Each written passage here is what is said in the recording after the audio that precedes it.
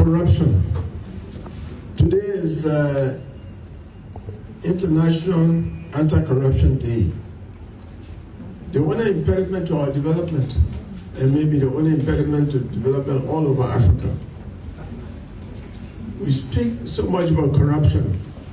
I don't think speech can make us arrive at the promised land.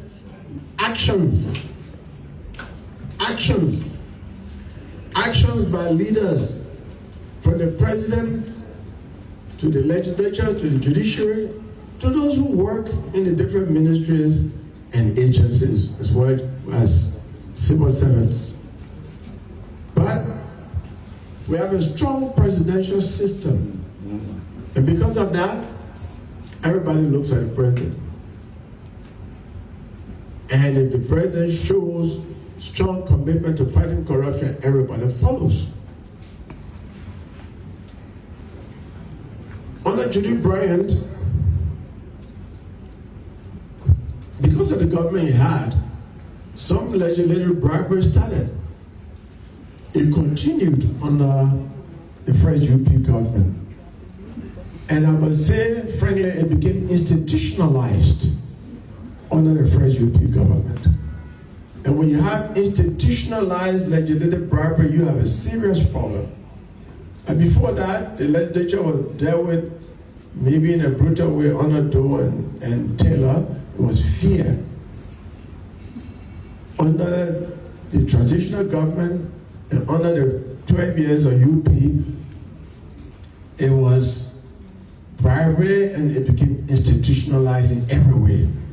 That made our problem difficult because now for budget to pass, they had to have all kinds of things inside.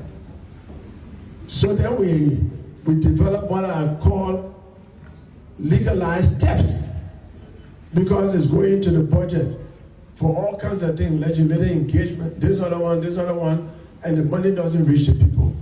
You're stealing from the people. That's legalized theft. Not because it's in the budget, not because they approve it. That's legalized theft. Now, then different things, secrecy.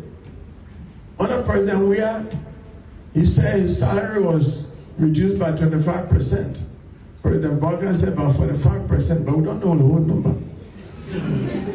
If you know the whole number, you can appreciate that reduction. That whole number is still a secret. And secrecy promotes corruption. He paid for the 7-story buildings, and then we'll complain about it. We don't know the source of the money. The President Barker is building a presidential center in Foya. Again, caution secrecy to the extent that the president said, I don't know about you. I just heard about it. Oh, but you just heard about it. With almost $6 million, nobody in jail.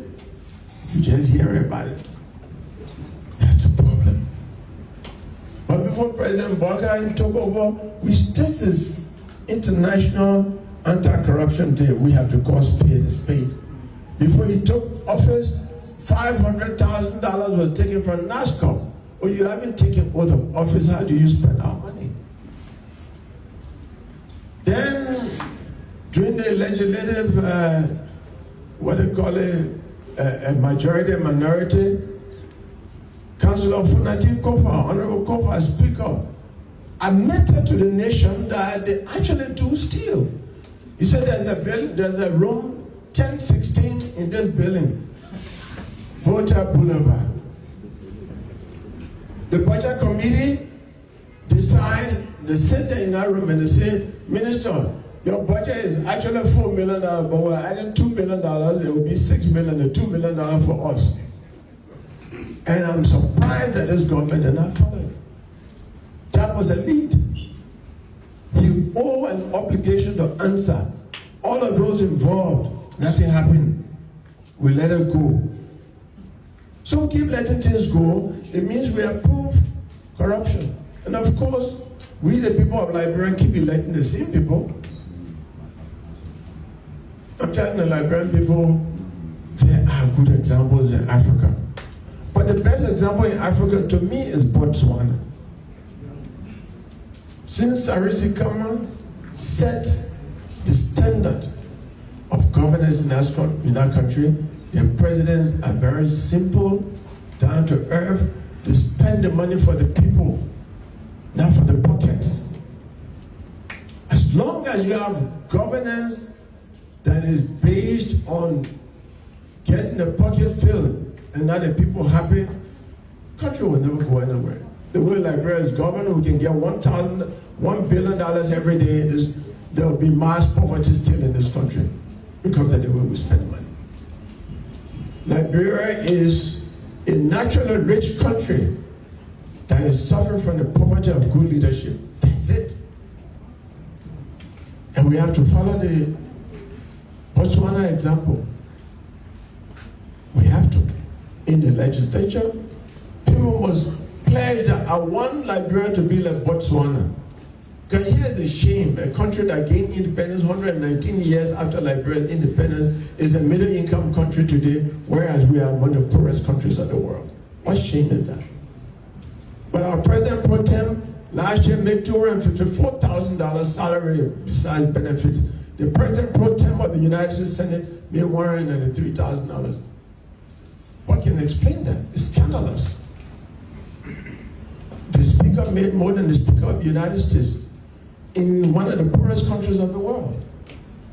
We are behind. Cape Verde, all these countries in the region are ahead of us because of greed. Greed and ignorance. Because people know that talking about corruption, they killed our president in 13, but it's a rampant corruption. Why should people be corrupt again after that? But they say my own of corruption will not be discovered. We fought war. The problem in this country has never been tribal, and never been religious, nothing. It's just bad governance based on greed and ignorance. And now, arrogance are added to it because people who don't know anything, when you tell them, they say the thing I'm talking correct. So when you have greed, ignorance, and arrogance together, you have a real monster. That's the problem we're having right now. And then they say, at least the government try and label it. At least mediocrity. That's what defines us. Look, this country does not need a president in the normal sense. We need a project manager to redirect this country. True. Because the ignorance, even at the highest level, I don't understand. Why should the president be carrying 29-car convoy with 2 expensive cars in the convoy? And I said, this is ignorance. Because the people who can kill the president, they don't know which one the president is. That the security, that one they never make mistake. All over Africa, civilians have never killed president or threatened president's life. That is security people. So why do you have 2 cars in the convoy for the president? Now you're going to vice president. That's laughable because nobody kills vice president in Africa. You're killing president, the vice president gone. And so why would the vice president have 2 cars in the convoy? 15 cars, I checked them, 15, 16. Waste of money. With the level of corruption, think about the fuel cost every day. The people who buy fuel for those cars put their own money there too. So, their maintenance. Fuel costs for the president every day can build a school. So, we can talk about corruption.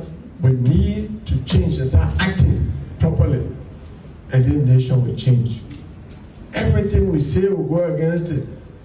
Let the president go to the mansion. We cry down president, we are for blocking the place we're passing different. President Boaga block a street, place we used to pass. What gave him the authority to do that? You know, corruption and lawlessness go together. There's no way you can have rule of law and have corruption. It's a rule of law issue. So my people, let us commit ourselves to act. So we have a president who starts behaving like a project manager and focus on work. Everything will change. There will be rule of law, there will be anti-corruption, and this country will develop and become a middle-income country in no time like Botswana. Thank